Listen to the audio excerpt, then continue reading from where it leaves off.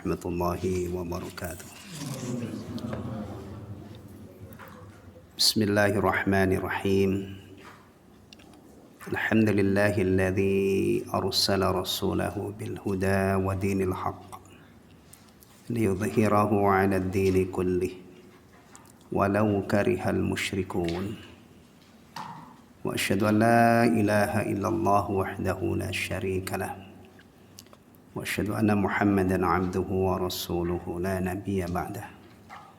Sallallahu alaihi wa ala alihi wa azwajihi wa dhurriyyatihi wa sahabatihi wa man ihtada bihadyihi wa tamassaka bisunnatihi ila yaumiddin. Amma ba'd. Ma'asyiral muslimin wal muslimat, jemaah sekalian kaum muslimin wal muslimat rahimani wa rahimakumullah. Alhamdulillah, Allah tabaraka wa taala memudahkan rencana kita. Tadinya kita berencana malam ini kita akan mulai mengkaji kitab Al-Adabul Mufrad, dan alhamdulillah terrealisasi, terlaksana. Insyaallah kita akan kaji kitab ini sebulan sekali ya, tiap pekan ketiga ya. Kalau pekan keempat kita sudah jalan kajian kita, melanjutkan tazkiyatun nufus ya. Ikhwatal iman rahimani wa rahimakumullah. Sebelum kita menelaah hadis-hadis yang diketengahkan oleh Imam Al-Bukhari rahimahullah di dalam kitab Al-Adabul Mufrad ini, satu demi satu ya. Jumlah hadisnya semua itu ada 1.300 berapa gitu. Masya Allah, 1.322.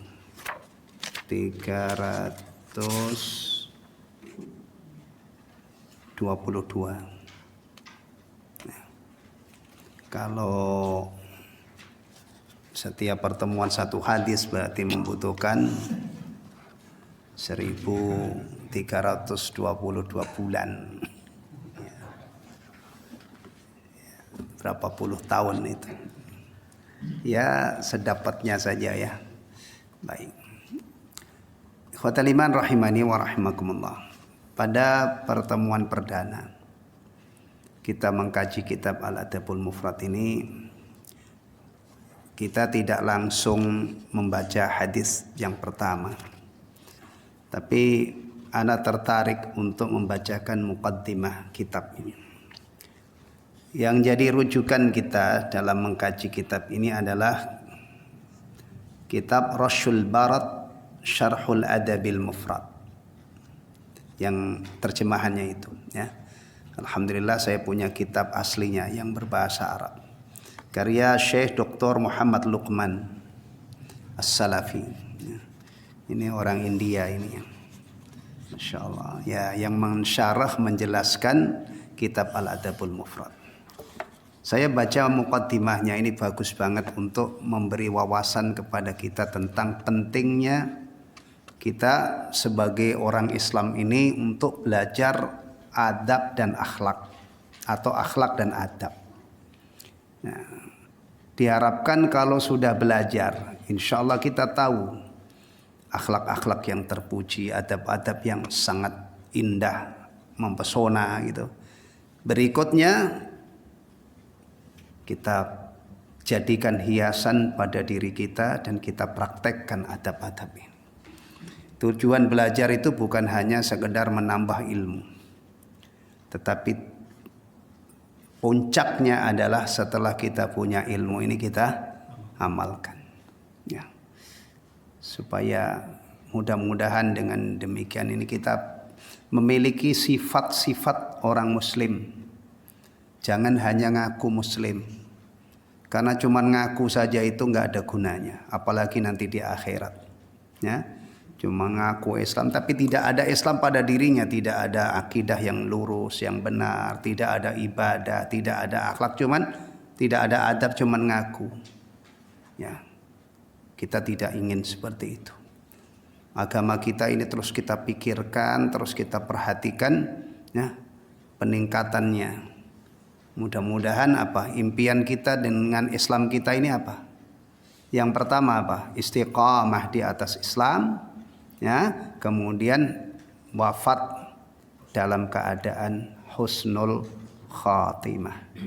Memenuhi wasiat Allah, wala tamutunna illa wa antum muslimun. Jangan kamu sekali-kali mati kecuali dalam keadaan muslim. Ya. Jadi harus kita pikirkan jauh-jauh hari. Ya. Gak usah dipikirin juga mati kan satu saat kan. Tapi kan asal mati. Masa iya kita urusan mati itu kita senekat itu. Ya, baik. Jadi ini muqaddimah dari pensyarah ya, bukan muqaddimahnya Imam Al-Bukhari, tapi muqaddimah dari Syekh Abu Abdullah Muhammad Luqman Muhammad As-Salafi. Ya, baik. Di situ ada nggak di terjemahannya? Ada ya, muqaddimah ya. Baik. Ana bacakan ini ada beberapa hal yang sangat bagus untuk kita ketahui dalam muqaddimah ini. Setelah beliau masih hidup kayaknya orangnya ya. Kalau masih hidup hafizahullah. Kalau sudah wafat rahimahullah. Memuji Allah Subhanahu wa taala dan bersolawat atas Nabi sallallahu alaihi wasallam. Dan ini kebiasaan para ulama ya. Kalau memulai sesuatu dimulai dengan memuji Allah. Ya. Dengan berbagai macam redaksi.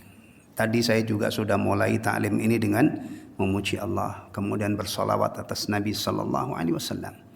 Ini juga beliau memulai muqaddimah kitab ini dengan memanjatkan pujian kepada Allah Rabbul Alamin. Kemudian beliau mengucapkan salawat dan salam atas Rasulullah. Rasulullah itu bukan hanya sekedar Rasul, ya, tetapi beliau itu Sayyidul Anbiya wal Mursalin. Ya, kemudian Imamul Muttaqin atau Imamil Muttaqin. Imamnya orang-orang bertakwa. Orang yang paling bertakwa itu adalah Rasulullah sallallahu alaihi wasallam. Atqan nas. Nah, karena Allah Subhanahu wa taala telah menetapkan satu tolak ukur standar kemuliaan seseorang di sisi Allah adalah takwanya, dan Rasulullah itu atqan nas, maka beliau adalah otomatis ya afdalun nas, menjadi orang yang paling mulia, paling utama di dunia dan akhirat.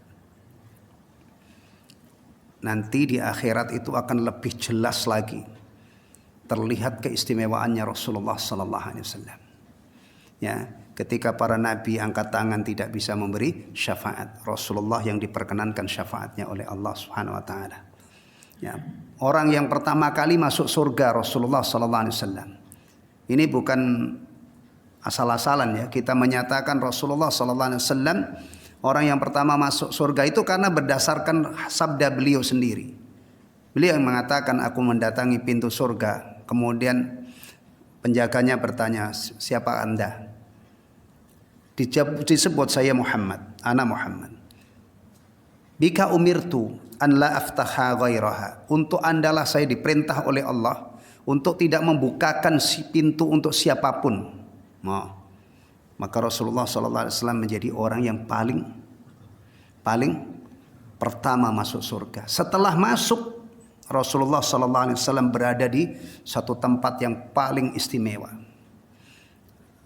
Kita itu kalau berdoa, doa sesudah adzan, itu kan memohon kepada Allah agar Rasulullah itu dianugerahi wasilah. Allahumma rabba hadhihi da'wati tammah wassalatil qa'imah ati Muhammadanil wasilata wal fadilah wa ba'atsu maqaman mahmudan alladzi wa'adta. Ya. Jadi di surga bukan hanya sekedar di surga, derajat beliau tidak ditandingi, tidak ada yang menandingi karena atqan nas. Maka beliau dipuji Sayyidul Anbiya atau ala Sayyidil Mursalin. Wassalatu wassalamu ala Sayyidil Mursalin. Sahih. Ya. Wa imamil muttaqin, imamnya orang-orang bertakwa karena beliau paling depan, paling sempurna keimanan. Al-mab'uthi rahmatan lil alamin, yang diutus sebagai rahmat untuk alam semesta. Allah sendiri yang berfirman, wa ma arsalnaka illa rahmatan lil alamin. Jadi kalau kita pengen menghadirkan Islam yang rahmatan lil alamin, sekarang kan dirindukan orang, ya kan? Banyak orang yang rindu Islam rahmatan lil alamin. Ya Islam rahmatan lil alamin itu ya Islam yang diajarkan oleh Rasulullah, jangan bikin-bikin dewek. Ya. Kemudian dilabeli inilah Islam rahmatan lil alamin. Islam rahmatan lil alamin itu ya yang diajarkan oleh Rasulullah sallallahu alaihi wasallam. Karena Allah yang memilih beliau menyatakan wa ma arsalnaka illa rahmatan lil alamin. Baik. Dan ini bisa dibuktikan kalau kita faham dan kita amalkan. Pasti ya, Islam itu kalau datang kemanapun menjadi rahmat. Datang masuk ke rumah tangga jadi rahmat, masuk ke pasar menjadi rahmat, nah, dan seterusnya. Ya. Pasti Islam itu ketika diterapkan di suatu tempat hasilnya adalah kebaikan-kebaikan maslahat. Ya. Nah, tinggal kita, ini ada lanjutannya. Allah mengutus Rasulullah Muhammad SAW sebagai rahmatan lil alamin. Nah, sikap kita bagaimana?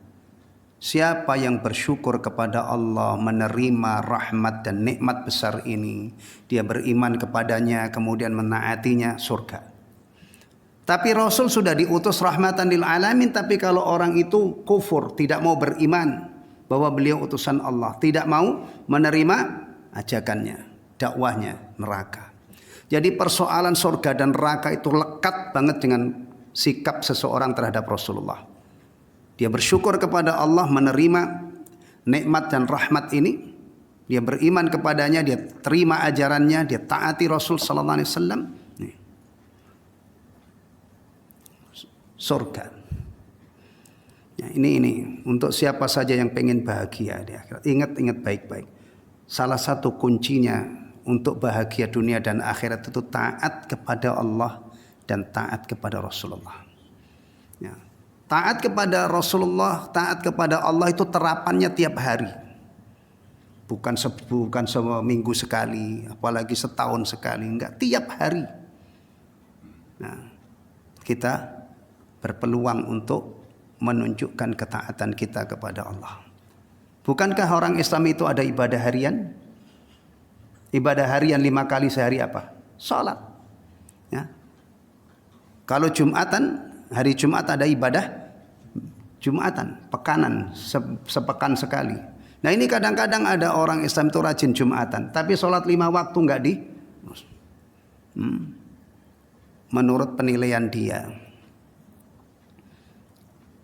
aduh saya parah banget nih kalau sampai Jumatan aja enggak gitu.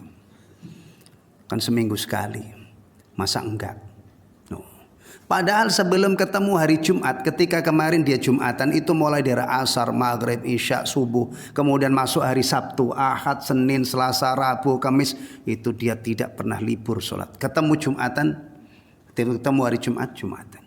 Jadi kalau kita bicara taat kepada Rasul itu setiap saat. Bahkan kalau sampai urusan nanti kalau kita belajar adab, semua itu ada adabnya. Pakai sendal, masuk masjid, keluar masjid, ya. Keluar dari rumah, masuk ke rumah kita, masuk WC, keluar WC, semua ada, tidur kita, pakaian kita, makan kita, itu terikat dengan adab-adab yang diajarkan oleh Rasulullah sallallahu alaihi wasallam. Ya, rahmatan lil alamin. Mudah-mudahan ya kita termasuk orang yang lapang dada kita, bersyukur kepada Allah, ridha dengan kedatangan Rasulullah sallallahu alaihi wasallam yang mengajarkan Islam ini kepada kita. Ya. Wal mutammimi lima karimil akhlaqi linnasi ajmain, yang menyempurnakan akhlak-akhlak yang terpuji untuk semua manusia. Wa ala alihi thayyibin wa ashabihi tahirin alladzina haju sunnatahu atau sunanahu wattaba'u min qawlihi ahsanah wa ta'addabu bi adabihi wa takhallaqu bi akhlaqihi wa ala sairi awliya'il muqarrabin wa tabi'ihim bi ihsanin ila yaumiddin. Amma ba'd. Ini muqaddimahnya. Awal muqaddimahnya. Kemudian Syekh Luqman Dr. Muhammad Luqman menjelaskan tentang kamaluddinil Islam, kesempurnaan agama Islam. Ini tolong disadari ya, bahkan diyakini. Kita ini memeluk agama Islam. Memeluk agama Islam berarti memeluk agama yang ajarannya sempurna. Ada orang yang mengatakan Islam belum sempurna. Ya ada orang, kalau bicara orang ngomong juga banyak. Ya. Ada enggak orang yang ngomong, yang bukan hanya ngomong, bahkan berkeyakinan Allah itu punya anak? Ada enggak? Banyak.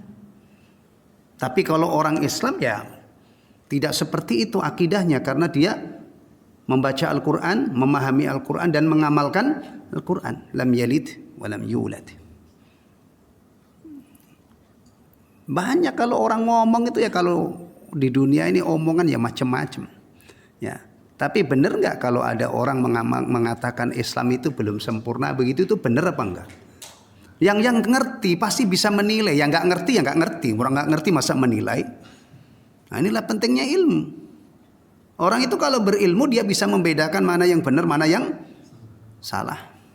Maka ilmu itu cahaya.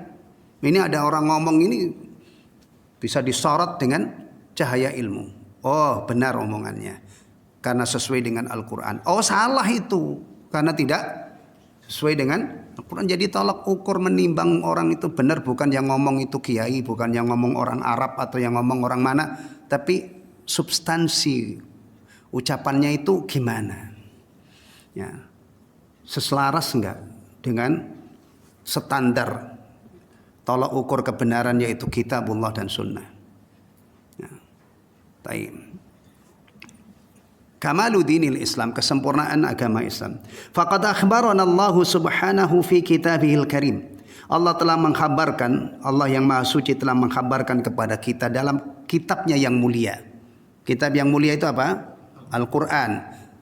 Al-Quran. Al-Karim itu yang memberi sifat Al-Karim itu Allah, bukan ulama ya.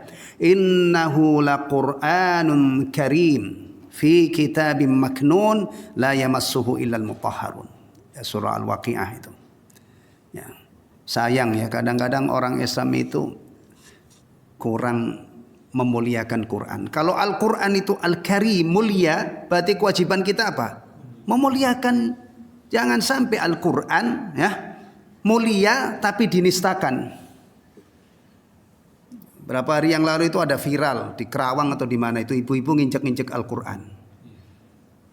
Tapi sudah diklarifikasi, ternyata orang ini nggak ngerti kalau nginjek-injek Al-Quran itu adalah perbuatan yang sangat terlarang. Dia bersumpah dengan nginjak Al-Quran. Biasanya kan kalau sumpah itu Quran di atas kepala, ini malah diinjek. Ada 4 ibu-ibu teman itu. Atau 3 udah diurus oleh MUI Kerawang, Mbak ya. Ya Allah, kesian amat. Tinggal di Kerawang itu kan, di Jabodetabek ini kan ilmu itu sudah menyebar banget. Kok sampai ada orang ya nggak ngerti cara memuliakan Al-Quran. Menginjak-injak Al-Quran itu kalau orang yang sudah tahu, Muslim sudah paham Quran itu adalah kitab suci, kemudian disengaja menghina Al-Quran dengan menginjak-injak atau menduduki misalnya, atau membuang ke got, na'udzubillah, itu bisa menyebabkan murtad kalau dilakukan oleh orang yang sudah tahu. Tapi kalau nggak tahu ya mudah-mudahan kapok mereka, benar-benar tidak tahu, kemudian bertaubat ya, dan jangan pernah menghina dan menginjak Al-Quran lagi. Ya. Annal Islam huwa ad-dinu indah, bahwa Islam itu adalah agama yang diterima di sisinya. Ya. Ini bukan persoalan menang-menangan ikhwatal iman ya. Tadi pagi saya lihat di berita itu data kekinian umat Islam Indonesia itu jumlahnya masih 86,4% atau berapa gitu. Ya. Masih mayoritas kan? Ini bukan begini, ini bukan persoalan menang-menangan karena kita banyak menyatakan bahwa Islam itu agama yang diterima di sisi Allah ya. Ini masalah akidah. Bahkan kalau seandainya orang itu sebatang kara nyelip gitu, ada di 99,9% orang non muslim, dia harus punya keyakinan ini. Keyakinan itu bukan menang-menangan, bukan rombongan, kita keyakinan kalau sendiri kita enggak begitu, bukan begitu, ya. Wa annahu kamilun syamil, dan bahwasanya agama Islam itu sempurna dan universal. Ya. Qala ta'ala fi surati Ali Imran. Allah Ta'ala berfirman dalam surah Ali Imran ayat 19. Innad dina indallahil Islam. Ini kalau ibaratnya itu ini apa ya? Ayat ini sebagai baut itu loh, supaya agama kita itu benar-benar kokoh, kuat gitu ya. Ini dibaut dengan ayat-ayat ini. Iya, innad dina indallahil Islam. Sesungguhnya agama di sisi Allah hanyalah Islam. Ya, wa qala fi suratil Maidah, dan Allah berfirman dalam surah Al-Maidah, al-yauma akmaltu lakum dinakum. Itu kalau diterjemah ya, al-yauma pada hari ini. Ini Allah berfirman. Ini firmannya sudah 15 abad yang lalu. Karena ayat ini diturunkan oleh Allah ketika Rasulullah haji wada. Haji wada itu tahun 9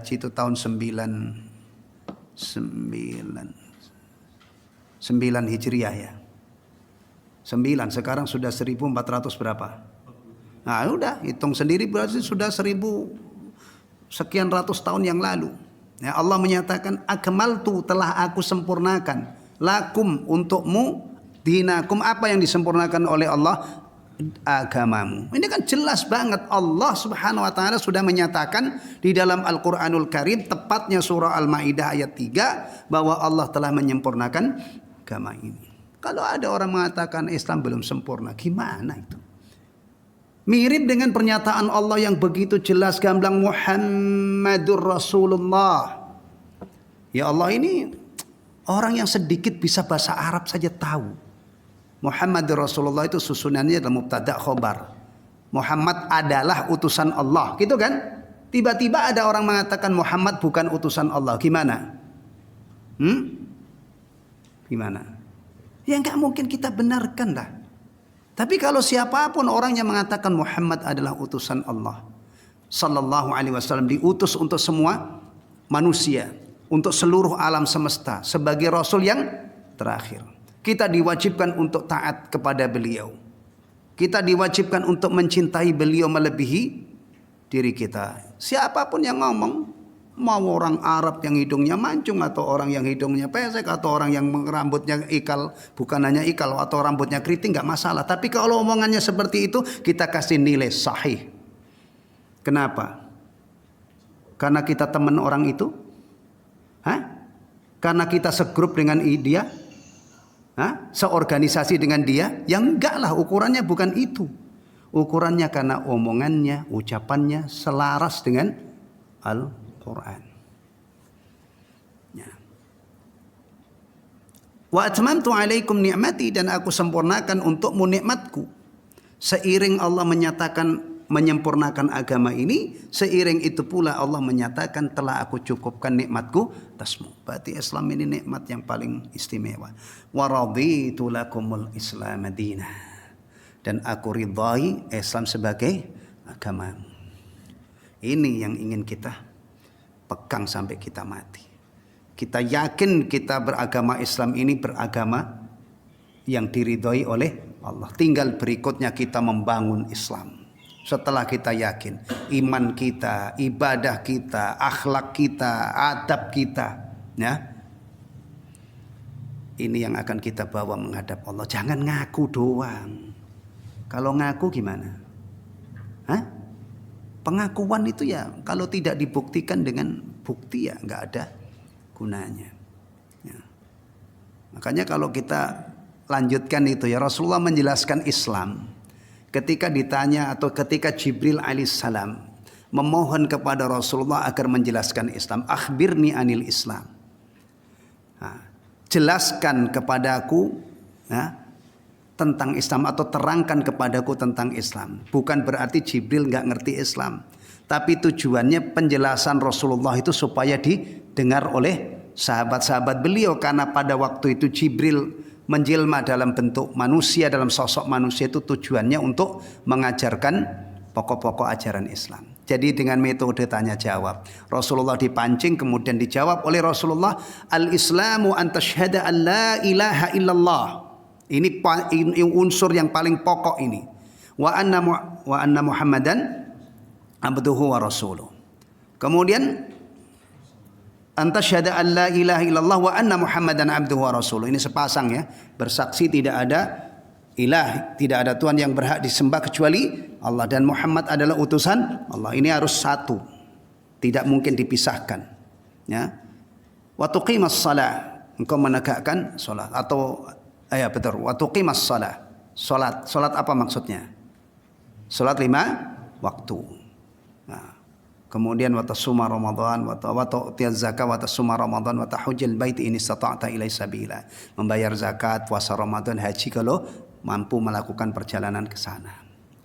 Jadi itu ingat-ingat. Jadi muslim itu ya memang konsekuensinya ya harus sholat 5 waktu. Kalau ada orang Islam gak sholat 5 waktu gimana? Atau sebelum sholat dia harus punya keyakinan la ilaha illallah Muhammadur Rasulullah. Sholat. Kalau dikasih kelapangan rizki, hartanya banyak dan sudah wajib dizakati, keluarkan zakatnya. Tiba bulan Ramadan, puasa Ramadan. Kalau mampu pergi haji, haji. Sholat ibadah harian, zakat ibadah tahunan, puasa ibadah tahunan, sebulan dalam setahun. Yang diwajibkan oleh Allah itu cuma sebulan, 11 bulan tidak diwajibkan. Tetapi kalau tatawwu mau suka-suka maunya puasa sunnah ya fadhal. Ya. Tapi yang diwajibkan oleh Allah itu hanya sebulan dalam setahun. Ya. Makanya kadang-kadang ada orang puasa itu badannya nggak turun. Berat badannya itu nggak turun. Kayak saya juga itu. Kenapa? Ada 11 bulan kita makan apalagi kadang-kadang kalau puasa itu juga makannya nggak berkurang, malah tambah. Ya kan? Jadi ada kasus itu orang puasa bukan badannya kurus, bisa saja karena makan yang paling enak itu makan ketika buka. Minum yang paling enak itu ketika buka juga gitu. Ya, kadang-kadang udah habis tarawih makan lagi ya kan. Jadi Masya Allah ringan sebenarnya itu kalau ini. Cuman kadang-kadang kita itu gampang ditipu oleh setan. Takut-takutin, awas lo sebentar lagi Ramadan lo. Syukur lo kamu sengsara lo. Waduh. Dan akhirnya benar-benar diikuti itu ya. Nah, kalau haji, karena haji itu mahal ya, perjalanannya jauh. Alhamdulillah, cuman diwajibkan seumur hidup sekali. Tapi kalau ada Pak, tapi kalau ada orang haji 12 kali Pak, ya nggak apa-apa. Yang wajib itu sekali. Kalau dia sudah tunaikan kali. Nilainya yang 2 kali, 3 kali itu haji tatawwu, sunnah hukumnya, tidak wajib. Jadi ringan banget. Ya, apalagi orang-orang super kaya itu ya, kadang-kadang menyisihkan uang, taruhlah berangkat dengan istrinya ya, istrinya dengan anaknya. Kalau istrinya 4 dibawa semua gimana? Berapa itu biayanya? Ya pikirnya bukan biayanya, takut di sana malah tidak jadi haji. Repot banget. Tapi taruhlah misalnya berangkat haji itu 10 orang gitu ya, 10 orang. Kalau 100 juta gitu kan cuma 1 miliar kan. Nah orang sekarang itu kadang-kadang duitnya itu ada yang 100 triliun, ada yang ribuan triliun kok. Kalau cuma digunakan untuk pergi haji itu kurangnya cuma 0,0000 sekian persen. Bahkan mungkin di haji itu sudah sambil masih bisnisnya masih apa? Masih jalan Pak Enar ya. Pulang haji yang dibuat haji itu malah ketutup, bahkan malah lebih banyak lagi. Mungkin kan? Mungkin. Kan orang kalau punya perusahaan, punya pabrik, pergi haji kan pabriknya nggak berhenti. Pabriknya tetap apa? Nah, siapa tahu dengan dia pergi haji itu sebagai bentuk syukurnya atas karunia Allah, pulang duit yang gunakan untuk haji diganti oleh Allah kontan, bahkan mungkin bisa 5 kali lipat, 10 kali lipat. Ya. Cuman kadang-kadang ada orang-orang kaya itu tidak niat untuk haji. Jadi ini Islam ya. Jadi ada ibadah harian, ada mingguan ini apa? Jumatan ya, itu juga hati-hati jangan diabaikan. Kemudian kalau tiba Ramadan atau sudah wajib zakat, kemudian puasa. Kemudian iman ini juga harus digabungkan. Imannya orang muslim itu adalah beriman kepada Allah, malaikat-malaikatnya, kitab-kitabnya, rasul-rasulnya, iman kepada hari akhir dan iman kepada takdir. Tuh, jangan hanya ngaku, tapi buktikan bahwa diri kita ada arkanul Islam, ada arkanul iman dan yang lainnya. Taib. Jadi Islam ini agama yang diridhoi oleh Allah, udah mantep lah ya. Tinggal kita memohon istiqamah, banyak-banyak berdoa, ya muqallibal qulub, tsabbit qalbi ala dinik. Itu salah satu usaha kita ya supaya kita istiqamah. Banyak-banyak berdoa, ya muqallibal qulub, wahai Allah zat yang membolak-balikkan hati, tsabbit qalbi ala dinik. Teguhkan hatiku di atas agamamu. Kita minta ya, sambil terus berusaha yang lain ya. Cari lingkungan yang ada masjid, berteman dengan orang-orang yang sama-sama memikirkan Islamnya. Karena kalau kita ingin menjaga Islam, berteman dengan orang-orang yang tidak menjaga Islam, itu akan sangat kerepotan kita, akan sangat berat. Apalagi kalau mereka itu dominan. Gerombolan orang-orang gak kenal agama, ada orang yang agamanya bagus, berteman dengan gerombolan orang-orang yang tidak kenal agama. Kira-kira yang satu ini yang dominan, yang menang atau dia akan kalah? Satu orang lawan gerombolan. Hah? Kalah. Maka hati-hati. Pikirkan agama kita ini. Sampai nanti akhirnya milih istri, ya kan? Milih pekerjaan, ya. Milih tempat tinggal di mana saya tempat, milih teman. Semuanya disesuaikan dengan cita-cita besar kita ini. Istiqamah di atas Islam, wafat dalam keadaan muslim. Ya, masuk alam barzah, sukses, lulus ujian barzah, ya, akhirnya di barzah terhindar dari azab kubur.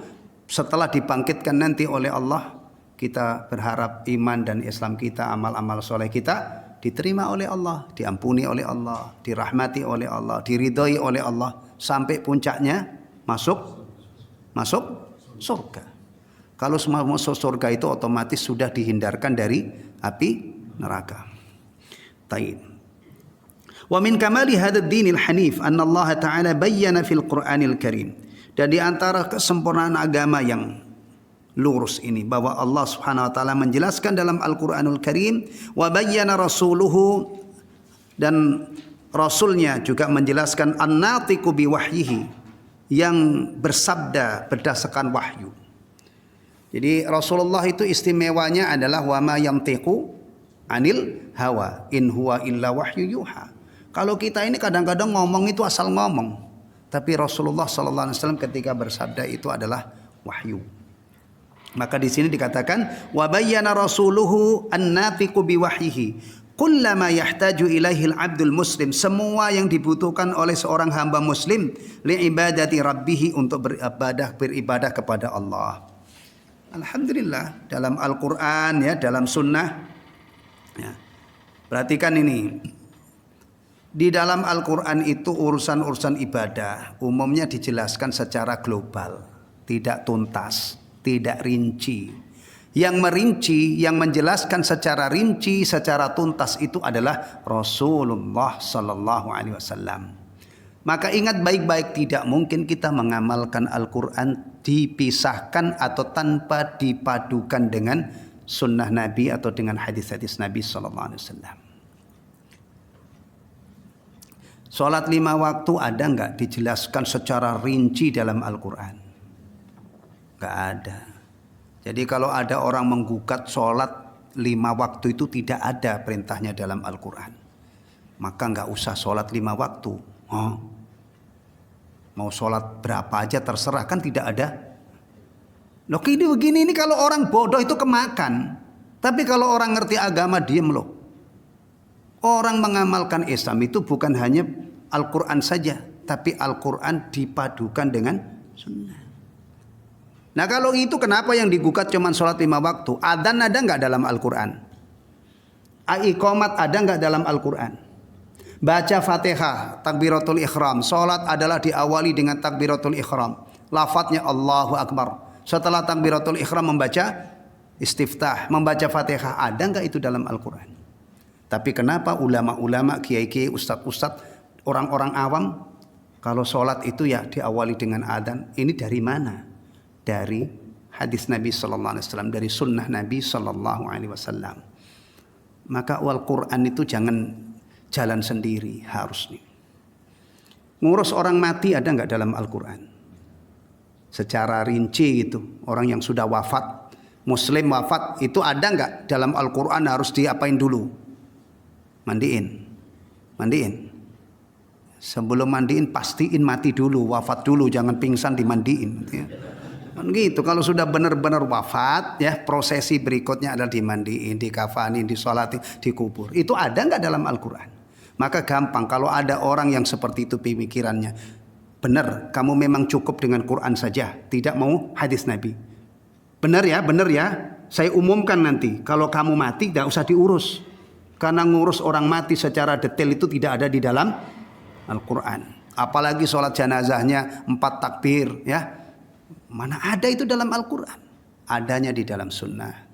Ya, maka ustadz, kiai-kiai, siapapun yang mengajarkan umat beragama dengan benar itu selalu mengingatkan berpegang teguh dengan Al-Quran dan sunnah.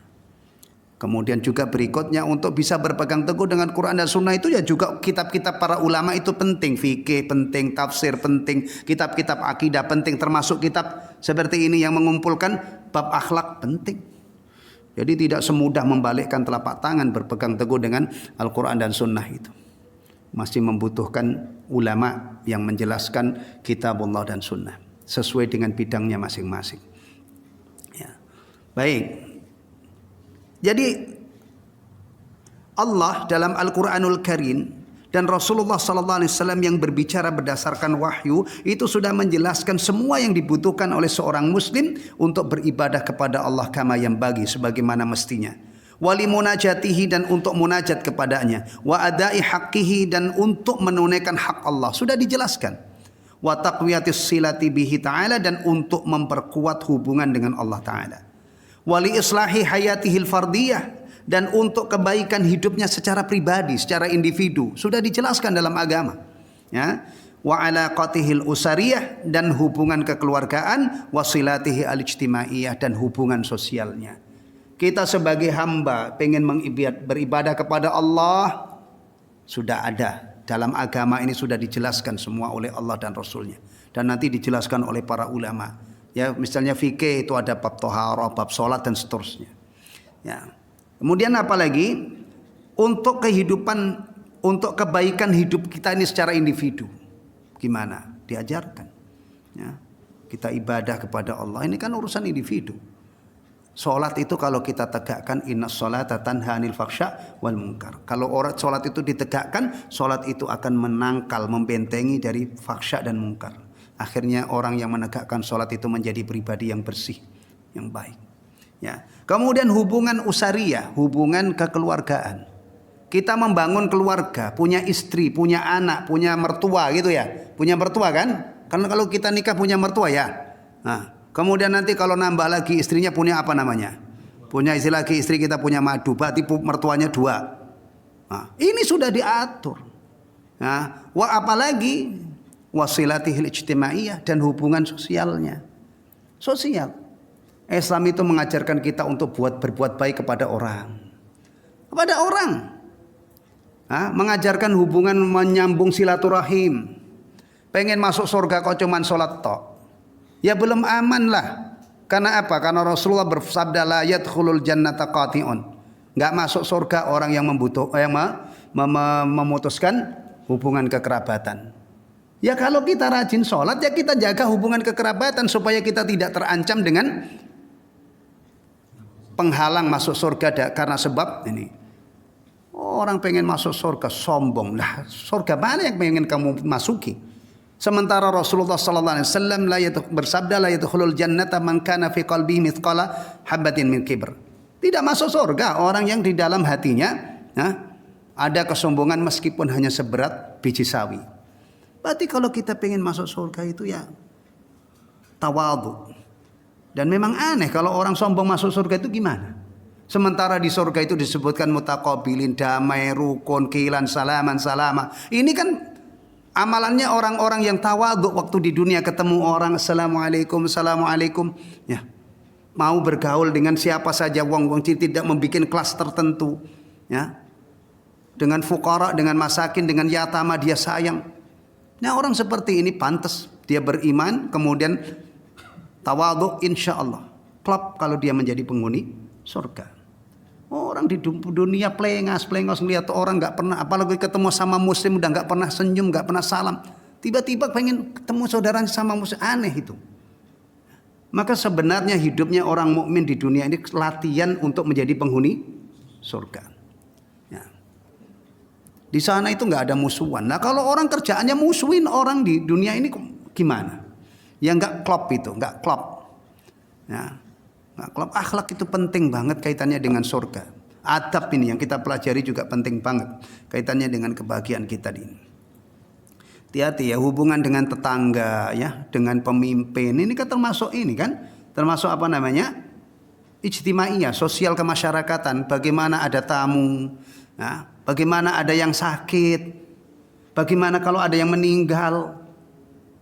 Orang Islam itu memang dihadirkan untuk tertaut dengan masyarakat, bukan orang yang buka pintu ada adzan dia buka pintu kemudian buka pintu masjid pulang lagi tutup pintu nggak pernah sosial. Loh, ganjaran itu banyak banget ketika kita bersosial. Ya, bahkan ingat baik-baik, Allah Subhanahu wa taala itu memperlakukan kita tergantung bagaimana kita memperlakukan manusia. Allah bersikap kepada kita itu sesuai dengan sikap kita terhadap sesama manusia. Contoh, man la yarhamu la yurham. Siapa yang tidak penyayang tidak disayang oleh Allah. Antum punya anak, ya, punya istri, malah babak belur istilahnya. Anak istri itu disayangi supaya kita disayangi oleh Allah. Termasuk sayang sama anak itu yang kecil-kecil dicium. Ya. Nanti ini di dalam kitab Adabul Mufrad antum ada bab orang tua mencium anaknya karena kasih sayang. Rasulullah mencium cucunya Hasan bin Ali radhiyallahu anhuma. Di situ ada Al-Aqra bin Habis At-Tamimi radhiyallahu an. Ada seorang sahabat namanya Aqra bin Habis At-Tamimi. Dia itu heran melihat Rasulullah mencium cucunya. Maka dia mengatakan, ya Rasulullah, saya punya anak 10, nggak ada yang saya cium. Nah, jangan-jangan antum ada yang kayak Aqra bin Habis. Punya cucu itu nggak pernah jandain cucunya, nggak pernah mencium cucunya, ya. Ya kalau nanti gede cucunya, itu kakekmu enggak. Dicium saya, ya biasa, wajar aja orang waktu kecil nggak pernah didekati, nggak pernah disayang gitu kan. Atau kadang-kadang ada anak itu sampai nggak ngakui bapaknya karena nggak ada kasih sayangnya. Ya, tapi jangan begitu ya. Meskipun seandainya antum ini punya bapak yang dulu tidak ngurus antum, setelah tahu itu bapakmu, nah, jangan balas dendam lah untuk orang Islam itu, jangan balas. Sama dengan urusan silaturahim itu yang dikatakan penyambung. Silaturahim itu yang menyambung, yang memutuskan, bukan hanya penyeimbang gitu ya. Kenapa kamu sama ommu itu nggak akur gitu? Om nggak mau akur ya saya nggak akur. Nah ini kan draw namanya, draw kan, sama ya. Tapi kalau masya Allah omnya itu nggak mau, ini kemudian keponakannya datang ingin menjalankan perintah Allah Subhanahu Wa Taala, nyambung yang memutuskan, tidak memberi kepada yang tidak memberi, memaafkan yang berbuat salah. Wow, subhanallah, keren banget ini orang, akhlaknya mulia. Kita itu diajari sampai ke tingkat itu. Bukan kalau dia baik ya baik, kalau dia jahat ya jahat. Astagfirullahaladzim. Antum berarti levelnya hanya sebagai mukafi, itu namanya penyeimbang. Jangan biarkan diri kita itu berada di level itu, naik level berikutnya. Oh ada orang berbuat salah yang terkait dengan hak-hak kita misalnya ya, bikin mudah, lapang dada. Ya, ada orang pelit kasih. Kalau pelit dibalas pelit kan berarti sama apa? Pelitnya nggak ada unggulnya kan, masya Allah. Wa takhalluq bil akhlaqil karimah, dan juga mengajarkan untuk berakhlak dengan akhlak yang terpuji. Wal adab wa ta'addub bil adabil rafi'ah, dan beradab dengan adab yang tinggi. Wa tahalli bil fadail al aliyah, dan berhias diri dengan keutamaan-keutamaan. Ini ya, Allah Subhanahu wa taala dan Rasulnya menjelaskan semua yang dibutuhkan oleh hamba-hambanya, oleh umatnya untuk beribadah kepada Allah Subhanahu wa taala, dan untuk munajat, untuk menjaga hubungannya dengan Allah, untuk memperbaiki kehidupan yang bersifat pribadi, kemudian hubungan kekeluargaan, hubungan sosial masyarakat. setelah antum mendengar ini ya, tolong jangan pernah mengamalkan Islam itu hanya sepotong-sepotong. Misalnya rajin sholat, itu kan? Karena ada ungkapan biasanya sholat itu kalau rajin ya, itu bisa menutupi segala kekurangan. Si fulan itu begitu, tapi dia rajin sholat, gitu kan? Nah begitunya itu kadang-kadang masya Allah keburukan-keburukan yang banyak, tapi di mata sebagian orang itu seakan-akan dengan rajin sholat sudah tertutupi. Padahal agama itu meliputi tadi iman, meliputi akidah, ibadah, akhlak dan yang lainnya. Taib. Adzan dulu, nanti saya bacakan lagi. Ini masih ada yang sangat berharga untuk kita baca ya. Insya Allah ini cukup satu pertemuan saja. Nanti bulan depan kita sudah masuk materi hadis yang pertama dari kitab ini.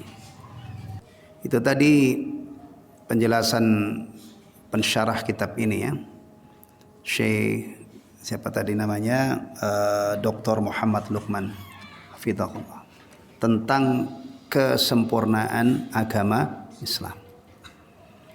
Intinya bahwa kita harus meyakini agama yang kita peluk ini adalah ajarannya sempurna dan menyeluruh ya. Dan itu yang bisa membuktikan kebenaran pernyataan ini orang-orang yang belajar Islam. Kalau orang yang tidak pernah belajar, bisa saja dia meragukan pernyataan ini atau bahkan mendustakan. Ya. Baik, berikutnya makanatul akhlaqil islamiyah wal adab al aliyah fil Islam. Kedudukan akhlak Islam dan adab-adab yang tinggi dalam Islam. Bagaimana kalau seandainya ada orang Islam tapi akhlaknya itu bejat? Nah, rajin ibadahnya tapi akhlaknya bejat. Gimana? Nggak apa-apa? Nggak apa-apa? Oh jangan buru-buru mengatakan nggak apa-apa. Ya. Orang sekarang itu kadang-kadang bicara tentang Islam itu ngawur ya. Ada yang mengatakan semua agama sama di mata Tuhan. Padahal Allah jelas-jelas mengatakan inna dina indallahil Islam. Ada yang mengatakan agama Islam itu belum sempurna. Padahal Allah sudah menyatakan al yauma akmaltu lakum dinakum. Dan ada orang yang mengatakan nggak sholat itu nggak apa-apa. Yang penting akhlaknya baik. Ya. Bahkan nanti ada yang mengatakan murtad itu juga nggak apa-apa, itu urusan pribadi. Ya, hak yang paling asasi itu adalah yang memeluk keyakinan sesuai dengan pilihannya. Masya Allah. Gimana itu? Sekarang ya kita akan menelaah penjelasan beliau tentang kedudukan akhlak dalam Islam. Ya. Walima annahu dinun jama'a kulla khair. Mengingat agama Islam itu agama yang mengumpulkan semua kebaikan. Dan ini silakan buktikan. Semua yang diperintahkan oleh Islam itu yang bagus-bagus. Yang dilarang itu adalah yang buruk-buruk. Makanya kalau taat kepada Allah dan Rasulnya, itu hasil akhirnya bahagia, sejahtera, menang, sukses, surga. Tapi kalau durhaka, itu kadang-kadang dibayar kontan. Misalnya ya contoh yang kadang-kadang dibayar kontan. Islam itu mengajarkan makan minum yang halal, melarang makan minum yang haram. Tapi ada orang ya minum minuman keras yang diharamkan, pesta lagi, maka akhirnya yang mati juga banyak. Tapi alhamdulillah beberapa bulan ini kita nggak dengar lagi berita minum oplosan gitu ya. Kadang-kadang mati banyak bang. Tapi orang habis ngeteh itu, selama tehnya ini nggak diracunin, teh aja, air putih teh kemudian ini. Kira-kira habis itu pada klepek-klepek nggak? Teh. Ya insya Allah enggak, kalau toh mati biasanya habis ngeteh itu bukan karena teh, mungkin karena serangan jantung atau yang lainnya, kan begitu. Ini nyata. Islam melarang zina, memerintahkan menjaga kemaluan ya, yaitu dengan bagi yang sudah mampu dengan nikah. Orang pada zina. Masya Allah. Ini penyakit AIDS ini enggak ada beritanya karena kalah dengan COVID. Yang diberitakan tiap hari itu COVID, menambah sekian, mati sekian, sembuh sekian. Jadi penyakit-penyakit lain-lain itu nggak ada beritanya. Ya, kira-kira itu kalau dari Sabang sampai Merauke yang terjangkit AIDS itu dibarisin, itu dikumpulin. Kira-kira sampai mana itu panjangnya? Wallahu taala alam ya. Berawal dari zina kena penyakit ini. Berawal dari minum khamr. Khamr itu kalau masih standar nggak keren, itu cemen istilahnya. Nah, kalau sudah minum oplosan nggak mati itu baru keren. Campur autan, campur apa lagi itu? Hah? Bental korek katanya. Astagfirullahaladzim. Padahal Allah itu memerintahkan makan yang halal-halal, yang minum. Itu disetok oleh Allah nggak habis-habis. Apalagi di negara kita yang di kulinernya itu Masya Allah. Kreatif banget. Ya. Masya Allah. Ini ya. Islam itu agama yang mengumpulkan semua kebaikan. Semua yang bagus-bagus ini. Puncak yang kebaikan adalah menauhidkan Allah. Puncak keburukan adalah menyekutukan Allah. Ya. Islam memerintahkan birrul walidain, berbakti kepada kedua orang tua. Melarang uququl walidain. Ini kan ajaran bagus. Melarang menganjurkan silaturahim, mewajibkan silaturahim. Melarang memutuskan hubungan kekerabatan. Apalagi memerintahkan sayang sama anak yatim. Melarang menyakiti atau makan hartanya. Bagus-bagus. Apalagi ucapan. Ucapan yang diperintahkan dalam Islam itu Masya Allah, kalau lisan kita ini kita fungsikan sesuai dengan petunjuk Allah dan Rasulnya dalam berbicara, itu luar biasa. Assalamualaikum, waalaikumsalam, yarhamukallah, yahdikumullah. Tasbih, tahmid ya. Itu kalau kita sendiri ada tasbih, tahmid, apalagi tahlil, la ilaha illallah. Bahkan kadang-kadang dipertegas la ilaha illallah wahdahu la syarikalah lahul mulku wa lahul hamd wa huwa ala kulli syai'in qadir. Nah, apalagi istighfar, selawat kepada Nabi, baca Quran, bertutur kata yang sopan kepada kedua orang tua kita, jangan bentak-bentak. Tutur kata yang bagus kepada istri, karena itu amanat dari Allah untuk diperlakukan dengan baik. Kalau lisan ini difungsikan sesuai dengan ajaran Islam, itu tabungan kita ini banyak.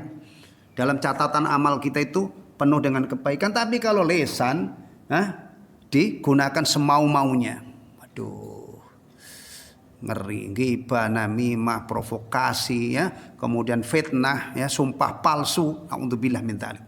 Ya. Begitu banyaknya ucapan-ucapan yang dilarang oleh Allah Subhanahu wa taala. Ya. Taib. Faqad kanatil akhlaqul karimah wal adabur rafi'ah laha nasibun kabir fi ta'alimil Islam. Akhlak yang mulia, adab-adab yang tinggi ini memiliki porsi yang sangat besar dalam ajaran Islam. Jadi kalau ada orang Islam kok akhlaknya enggak bagus, berarti cacat serius. Bukan ini. Karena porsinya besar. Wa qad wasafa Allah Ta'ala nabiyahu fi maqami madhihi wa thana'i alaihi bi qawli wa innaka la'ala khuluqin 'azim. Allah memuji dan menyanjung nabinya sallallahu alaihi wasallam ya dengan firman-Nya wa innaka la'ala khuluqin 'azim. Dan sesungguhnya engkau wahai Muhammad benar-benar berbudi pekerti yang agung, yang luhur. Allah ya. Kalau antum kadang-kadang menganggap orang itu baik, nggak taunya nggak baik, mungkin karena kita tidak tahu orang itu secara utuh, ya kan? Iya. Tapi kalau Allah sudah menyatakan Nabi itu la'ala khuluqin azim, berarti sudah benar-benar Nabi itu memang memiliki akhlak yang mulia. Wa hada yani annal khuluqal karima lahu makanatun azimah. Ini artinya bahwa akhlak yang mulia itu memiliki kedudukan yang agung fil islami, dalam Islam. Waqad qala sallallahu alaihi wasallam, dan Nabi sallallahu alaihi wasallam bersabda, bu'ithtu li utammima salihal akhlaq. Saya diutus untuk menyempurnakan akhlak yang baik. Wa qala sallallahu alaihi wasallam, dan Nabi sallallahu alaihi wasallam juga bersabda, khiyarukum ahsanukum akhlaqa. Orang yang paling baik di antara kalian adalah yang paling bagus akhlaknya. Ini ada orang muslim 1 miliar, ada orang mukmin 1 miliar. Yang paling istimewa, yang paling bagus akhlaknya. Ya. Ini sesama muslim ya, karena Rasulullah ini khitabnya, sabdanya khiyarukum. Kum ini berarti kepada siapa? Kepada sahabat-sahabatnya.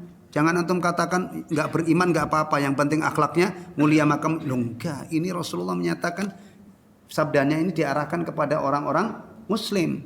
Muslim ada 100, ada 1000, mana yang paling istimewa, yang paling bagus akhlaknya. Ya. Taib. Wa qala sallallahu alaihi wasallam, dan Rasulullah sallallahu alaihi wasallam juga bersabda, "Athqalu syai'in fil mizani khuluqun hasan." Sesuatu yang paling berat dalam timbangan orang beriman adalah akhlak yang terpuji. Timbangannya. Kalau antum bicara timbangan itu sekarang apa? Terapannya di dunia ini apa? Beli mangga ditimbang, ya. Beli apa lagi yang masih ditimbang itu apa? Emas ditimbang itu ya. Hah? Kalau beras ada ditimbang juga ya. Ada yang ditakar, ada yang ditimbang. Kita itu kalau bicara timbangan, ingat nanti suatu saat amal kita itu ditimbang. Ya. Buku catatan amal kita itu ada isinya yang bagus-bagus. Ya. Ya, persoalan teknis menimbangnya itu wallahu taala alam, ada yang mengatakan buku catatan amalnya, ada yang mengatakan orangnya. Karena Rasulullah bersabda ada orang itu besar banget badannya gede, tapi ditimbang itu nggak ada bobotnya meskipun hanya setara dengan sayap nyamuk, itu nggak ada. Berarti kan ada kemungkinan orangnya yang ditimbang kan. Yang jelas fa amma man thaqulat mawazinuh fa huwa fi isyatir radiyah wa amma man khaffat mawazinuh fa ummuhu hawiyah. Rasulullah sudah menjelaskan bahwa akhlak yang bagus itu ya akan menjadi sesuatu yang sangat berat dalam timbangan kebaikan seorang muslim. Bahkan beliau katakan athqalu syai'in, sesuatu yang paling berat. Fil mizan, dalam timbangan amal seorang mukmin adalah khuluqun hasan, akhlak yang bagus. Ya. Wa qad ja'at ahaditsu katsiratun da'a sallallahu alaihi wasallam fiha ummatahu ila husnil khuluq, dan telah ada hadis yang banyak di dalamnya Rasulullah mengajak umatnya kepada akhlak yang terpuji. Wa hassaha ala makarimil akhlak, dan mendorong, memotivasi kepada akhlak yang mulia. Wa ma'alil adab, dan adab yang tinggi. Wa aba 'alaiha safasifaha wa aradilaha, dan memalingkan mereka umatnya itu dari akhlak yang rendah dan akhlak yang hina. Baik. Jadi intinya akhlak dan adab ini memiliki kedudukan yang sangat tinggi dalam agama. Jadi kalau ada orang Islam akhlaknya buruk ya, itu bahaya banget ya. Bahaya banget. Artinya cacatnya itu serius. Jangan dianggap orang Islam sombong, orang Islam pendengki, orang Islam pendendam, orang Islam apalagi pelit ya. Ini akhlak-akhlak yang begini ini membuat muslim itu cacat serius. Dia harus segera bertobat, dia harus perbaiki akhlaknya. Ya. Kemudian di sini disebutkan perkataan Ibnul Qayyim. Wa qad dzakara al-Imam Ibnul Qayyim rahimahullah. Imam Ibnul Qayyim menyebutkan dalam kitab Madarijus Salikin, annal adab fid dinil islami yanqasimu ila thalathati anwa'. Bahwa adab dalam ajaran Islam itu terbagi menjadi 3 macam. Pertama, adabun ma'allahi subhanahu. Etika atau adab ya, adab itu sering diterjemah etika ya, terhadap Allah azza wa jalla. Ya Allah, kita ini kadang-kadang hidup itu sering melupakan Allah ya. Kadang-kadang ada orang itu pernah ditolong seseorang, itu seumur hidupnya dia tidak pernah lupa. Dulu dia gembel di pinggir jalan, kemudian dipungut di sekolah jadi orang. Kalau orang ini beradab itu ya, lagi-lagi beradab ya, itu pasti kebaikan orang ini enggak hilang. Biasanya kalau di Indonesia momen berkunjung itu kapan? Lebaran ya, Idul Fitr. Orang begini ini mungkin Idul Fitr itu enggak pernah absen, selalu kunjung itu. Bahkan kalau dilarang pulang juga nekat pulang juga. Kan kemarin dilarang pulang kan, ya mudah-mudahan tahun depan udah nggak dilarang, udah beres, nah, udah diangkat oleh Allah ya, amin, COVID ini, ya kan. Tapi kadang-kadang kepada Allah itu dia nggak rukuk, nggak sujud, nah, terima kasih kepada orang, tapi dia tidak ingat Allah yang menggerakkan hati orang ini untuk mau nolong dia. Begini ini kan aneh. Tapi kalau Islam itu didik masalah adab, dimulai dari adab kepada Allah itu kita utamakan. Baru nanti ke adab kepada sesama manusia. Kadang-kadang ada orang itu ya Allah baik banget sama orang, muamalahnya dengan manusia. Tapi kepada Allah subhanahu wa ta'ala, punggungnya itu kaku kayak kayu gitu loh. Nggak pernah rukuk, nggak pernah sujud. Ya? Nggak pernah menunjukkan syukurnya kepada Allah subhanahu wa ta'ala yang memberi dia hidup, yang memberi segalanya. Fama bikum min nikmatin faminallah, semua nikmat itu sumbernya dari Allah.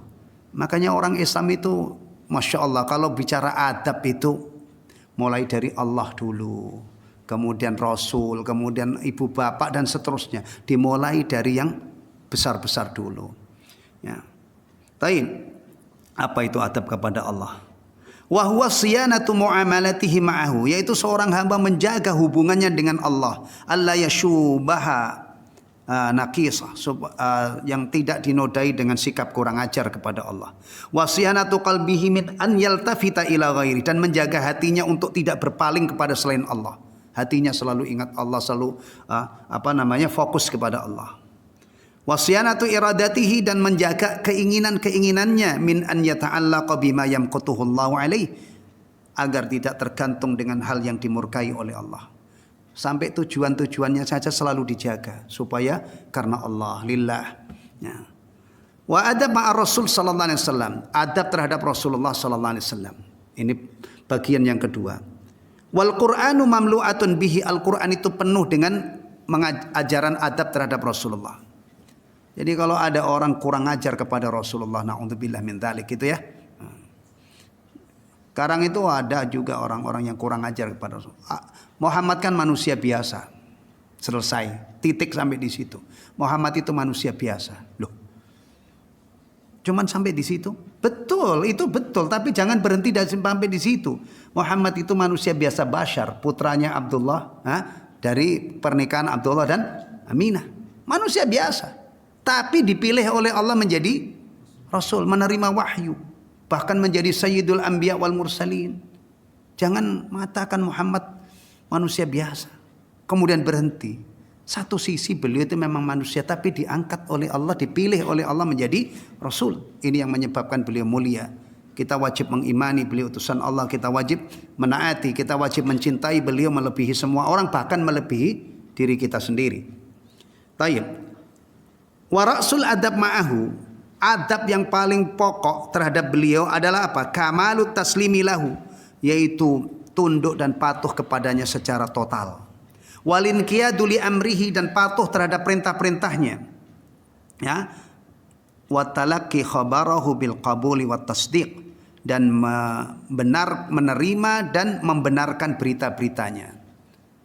Ini penting banget. Jangan sampai kita ini mengakui beliau utusan Allah, tapi beliau mengkhabarkan sesuatu kita tidak percaya, mengkhabarkan sesuatu kita tolak. Apa yang dikhabarkan oleh Rasulullah itu menjadi bagian dari iman kita. Apa yang dikhabarkan oleh Allah itu bagian dari iman kita. Bahkan iman itu memang dibangun dengan membenarkan apa yang dikhabarkan oleh Allah dan apa yang dikhabarkan oleh Rasulullah. Tapi sayang ya, hari ini tuh masalah iman itu menjadi polemik, Masya Allah, nggak habis-habis. Jadi umat Islam tuh berdebat semua kerjaannya. Berdebat masalah akidah, sampai Allah sudah menjelaskan. Bahkan kata para ulama itu, ada sebagian ulama mengatakan Allah di atas itu dalilnya lebih dari 2000. Masih menjadi polemik. Ketika kita meyakini Allah bersemayam di atas arsy, saudara-saudara kita tidak terima dengan akidah itu. Masya Allah. Fikih jadi ajang perdebatan gitu ya. Bahkan sosok Rasulullah sendiri itu juga masih membuat umat Islam itu enggak kompak, masih saling membenci, saling memusuhi. Allahul musta'an.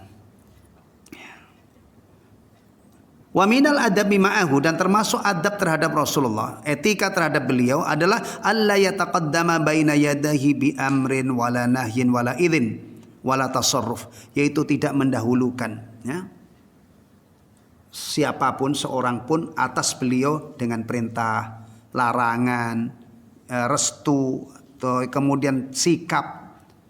Perintah kalau nunggu Rasulullah. Kalau Rasulullah perintahkan maka udah. Ya, kalau Rasulullah larang udah. Jangan ngeyel gitu ya. Nah, dan jangan kalau Rasulullah mengizinkan ya sudah. Semuanya kita dahulukan. Jangan sekali-kali mendahulukan orang lain di depan Rasulullah sallallahu alaihi wasallam dalam masalah ini. Wa minal adabi ma'ahu alla turfa'al asfatu fawqa sauti. Termasuk adab terhadap beliau adalah tidak mengeraskan suara melebihi suaranya. Ini ya, saking mulianya Rasulullah, itu para sahabat yang dulu sezaman dengan Rasulullah, yang bisa berkomunikasi, berinteraksi dengan, dibimbing langsung oleh Allah. Ya ayyuhalladzina amanu la tarfa'u aswatakum fawqa sautin nabi. Karena bicara ngegas di hadapan Rasulullah itu cermin apa? tidak sopan. Maka Rasulullah itu saking mulianya, saking dicintai oleh Allah. Allah tidak ridho kalau sekedar ngomong kurang ajar aja ya, kepada beliau. Allah tidak ridho. Maka sahabat-sahabat beliau dididik. Sebagaimana pula kita ya, saking mulianya ibu bapak kita itu ya, Allah mendidik langsung kepada kita bagaimana cara berbicara.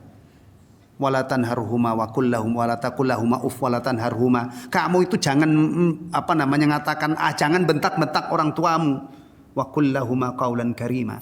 Dan ucapkan kepada orang tuamu ucapan yang baik, yang mulia. Quran yang langsung didik. Tapi berapa banyak anak-anak yang tidak memperhatikan adab ini. Na'udzubillah ya. Islam itu ajarannya bagus-bagus. Masalahnya itu macet di kaum muslimin. Ajaran yang bagus tidak diketahui. Kalau ajarannya tidak diketahui berarti tidak mungkin dipraktekkan. Orang yang mengetahui aja kadang-kadang nggak mempraktekkan. Tayyib. Kemudian fa innahu sababun lihubutil amal. Ya, mengeraskan suara kepada Rasulullah sebagai ekspresi tidak sopan, ya, itu bisa menyebabkan rontoknya, leburnya amal. Hanya ngomong tidak sopan saja itu dikhawatirkan menjadi penyebab leburnya, hancur luluhnya amal ibadah. Famadhannu bi rafil ara wa nataijil afkar ala sunani. Bagaimana kalau itu orang mendahulukan pendapatnya, mendahulukan hasil pikiran-pikirannya mendahului sunnah Nabi? Tentunya lebih berpotensi melebur amal dari sekedar bicara tidak sopan. Makanya ikhwatal iman, hati-hati kalau kita itu pengen selamat, pikirkan saya ini beradab kepada Rasulullah atau tidak. Ya. Jangan sampai kita kepengen masuk surga tapi hidup ini kita liar, nggak pernah mau taat kepada Rasul, nggak mau taat kepada Allah. Dan taat kepada Rasul itu, taat kepada Allah itu jalannya adalah taat kepada Rasul. Nggak mungkin antum pengen ketaat kepada Allah langsung jalan sendiri. Nggak mungkin. Taat kepada Rasulullah adalah taat kepada Allah. Karena beliau Rasulnya. Karena beliaulah yang menjelaskan agama ini. Tadi sudah saya katakan kalau di Quran itu umumnya perintah-perintah ibadah. Itu hanya ibadah-ibadah itu hanya apa? Mujmal, global, dirinci dalam Al-Quran. Ya, nanti dirinci oleh para ulama menjadi kitab berjilid-jilid. Ya. Sampai di situ itu ya, udah dua ya. Kata Ibnul Qayyim tadi apa? Adab ini dibagi menjadi tiga. Adab terhadap Allah, adab terhadap Rasulullah. Berarti satu lagi. Nah ini nih, perhatikan. Bawa pulang, kemudian nanti kita bercermin dari ini. Bercermin dari penjelasan ini. Bagaimana saya hidup dengan orang selama ini. Ya. Wa adab ma'al khalq. Dan adab terhadap makhluk. Ya. Wa huwa mu'amalatuhum ala ikhtilafi maratibihim bima yaliqu bihim. Waduh, ini rumusnya ya, rumusnya. Adab terhadap makhluk itu adalah berarti bermuamalah dengan mereka dengan berbagai macam level, berbagai macam tingkatan sesuai dengan mereka. Benar kan? Kita itu kalau muamalah dengan orang lihat dulu dengan siapa.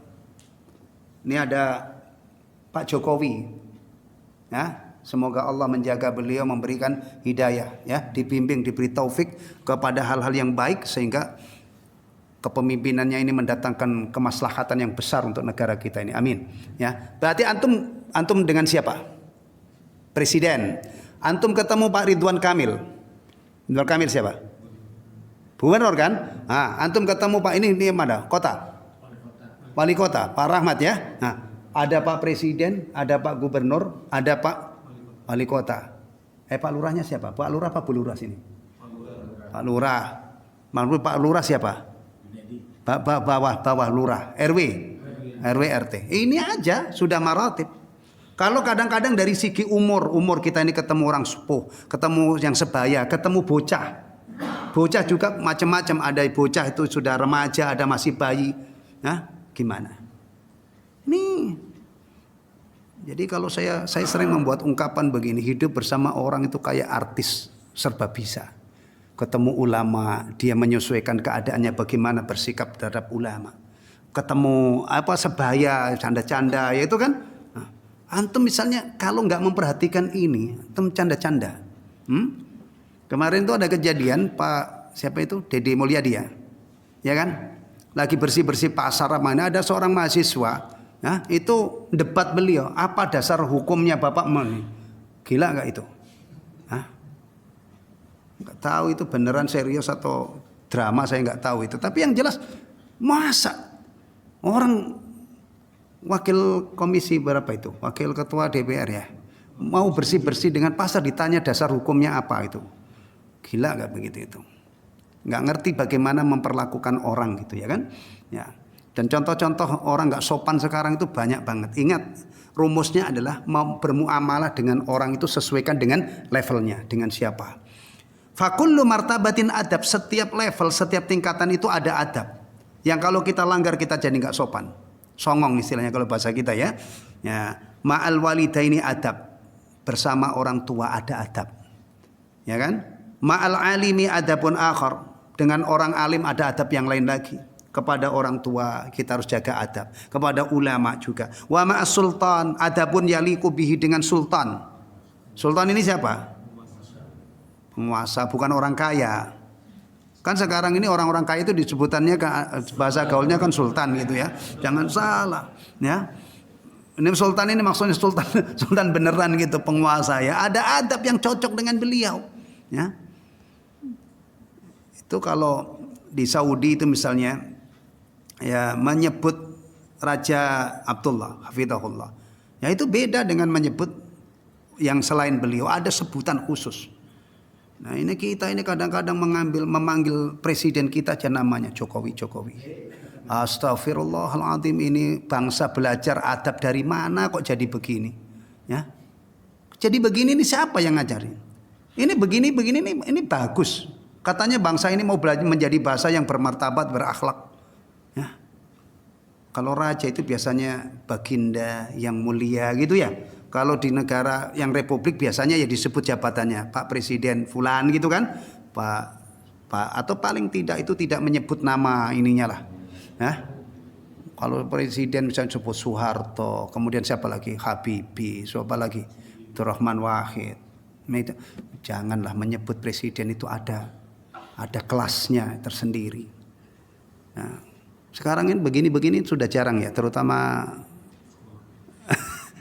siapa ya. Atau antum misalnya bermasyarakat bersilsilah, kalau orang itu jadi RT biasanya kan tidak dipanggil namanya ya, Pak RT, assalamualaikum Pak, saya mau sowan, mau pergi, mau butuh sesuatu, kan Pak RT nyebutnya.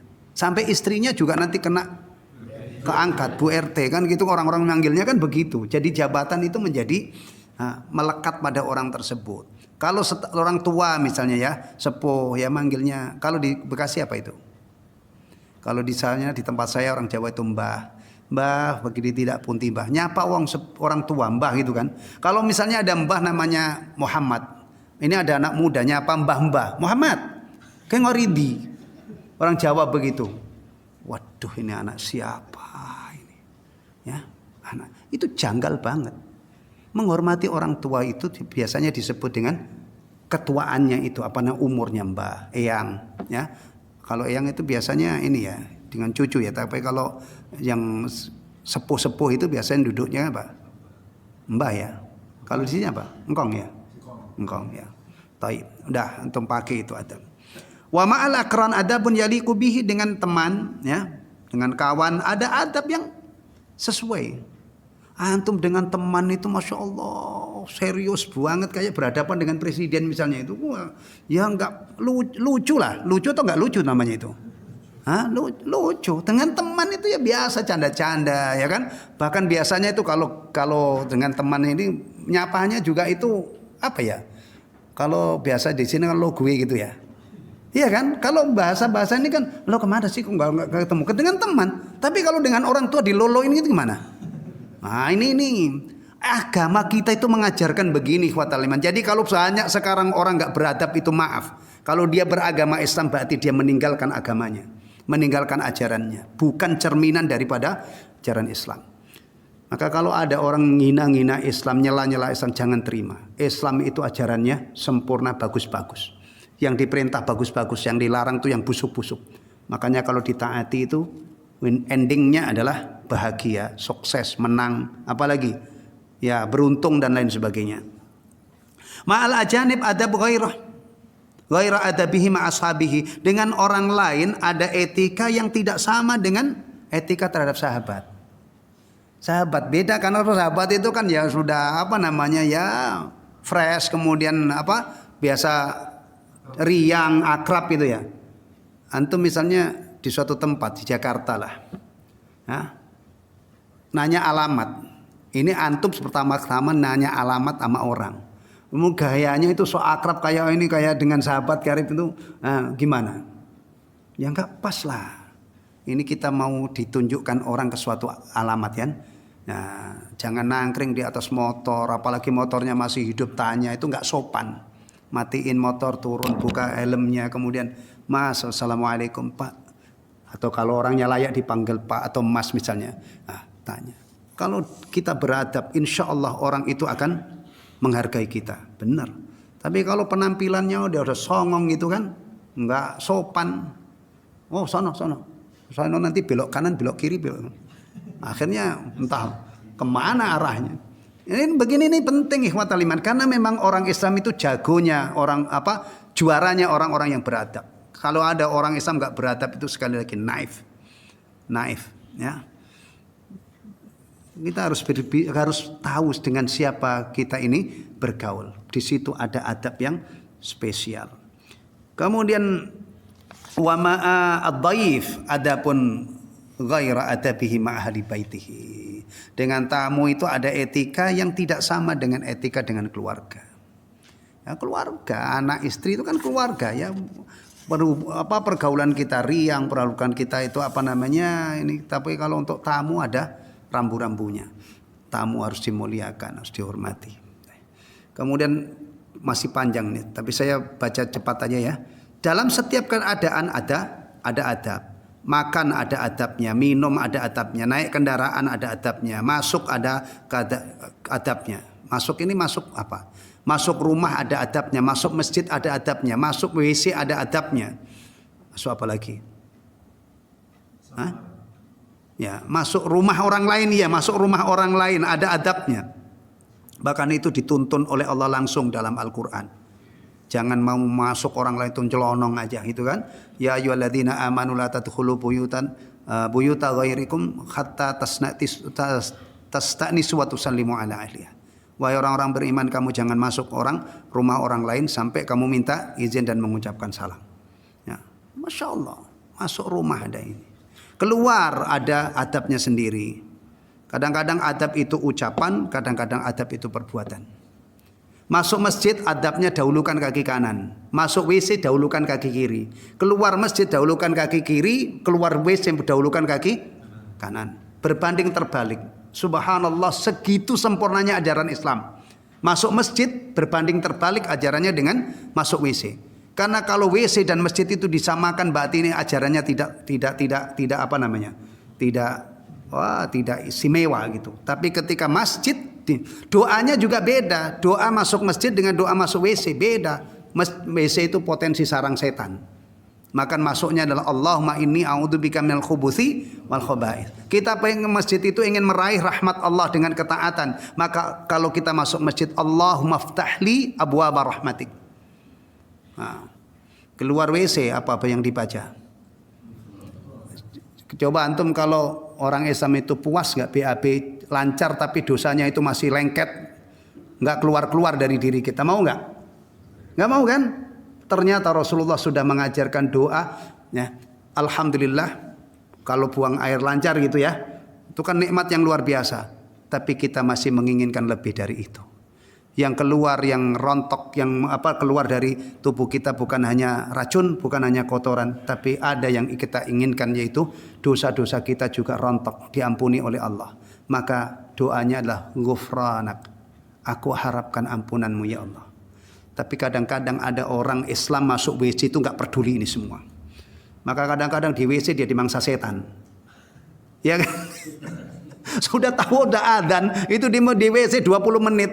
Ya, kalau masjidnya tipe masjid yang cepat qomat, cepat sholat, selesai keluar dari dia ke masjid, Sudah selesai dzikir orang sudah bubar. Masbuk, setan dapat keuntungan besar. Ya. Makanya ini rawat ajaran-ajaran seperti ini, ya kan?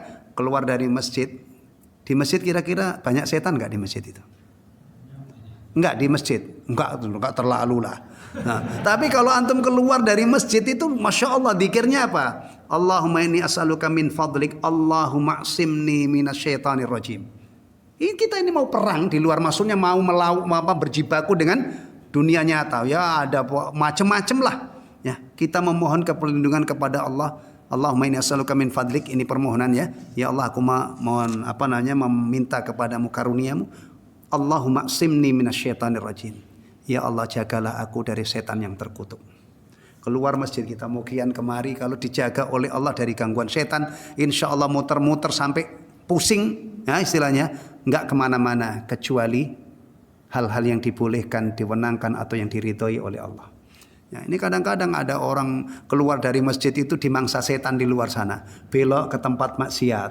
Nah, atau kadang-kadang baru keluar dari masjid itu sudah ngambil sepatu orang.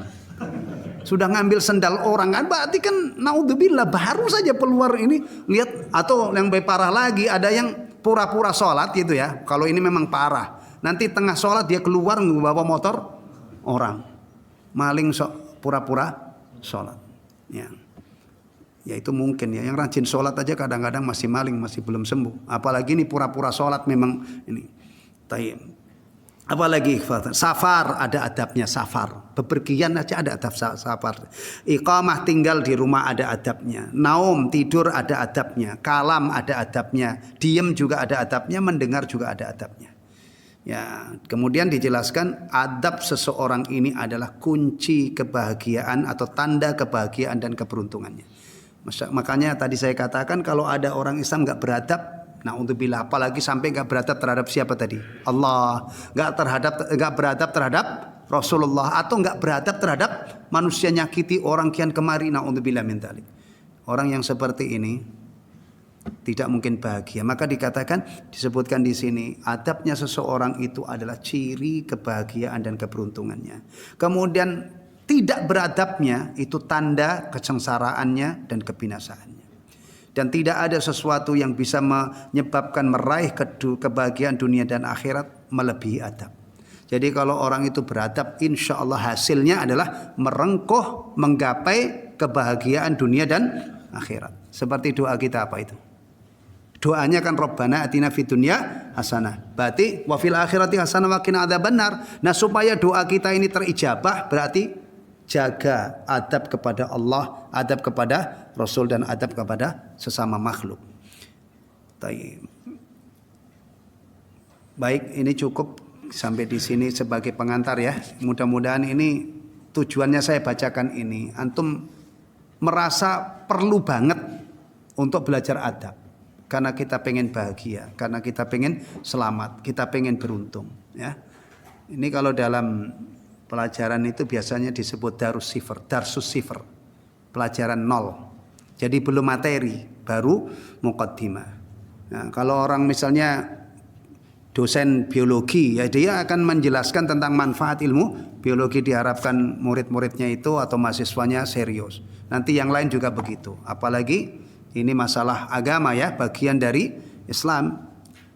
Mudah-mudahan rencana kita untuk mengkaji kitab ini diberi kemudahan, diberi kelancaran oleh Allah Subhanahu wa taala ya. Dan mudah-mudahan muqaddimah ini bisa memotivasi kita untuk menyempurnakan agama kita dari aspek akhlak dan adab. Semoga Allah selalu memberi taufik kepada kita bisa istiqomah di atas Islam ini, baik dari sisi akidah, ibadah, akhlak, sampai akhirnya kita menjadi muslim sejati. Kemudian impian kita adalah wafat dalam keadaan muslim, dan mudah-mudahan nanti Islam kita, iman kita, akhlak kita, adab yang kita praktekkan di dunia ini menjadi penyebab kita diridhoi oleh Allah, dirahmati oleh Allah, akhirnya dijauhkan dari nerakanya dan dimasukkan ke dalam surganya. Amin amin ya rabbal alamin. Untuk malam ini sampai di sini dulu ya. Kita puji Allah, alhamdulillahilladzi bi ni'matihi tatimmus shalihat. Kemudian kita mohon ampun kepada Allah Subhanahu wa taala dengan kafaratul majlis, subhanakallahumma wa bihamdika Asyhadu an la ilaha illa anta astaghfiruka wa atubu ilaik. Wassalamualaikum warahmatullahi wabarakatuh.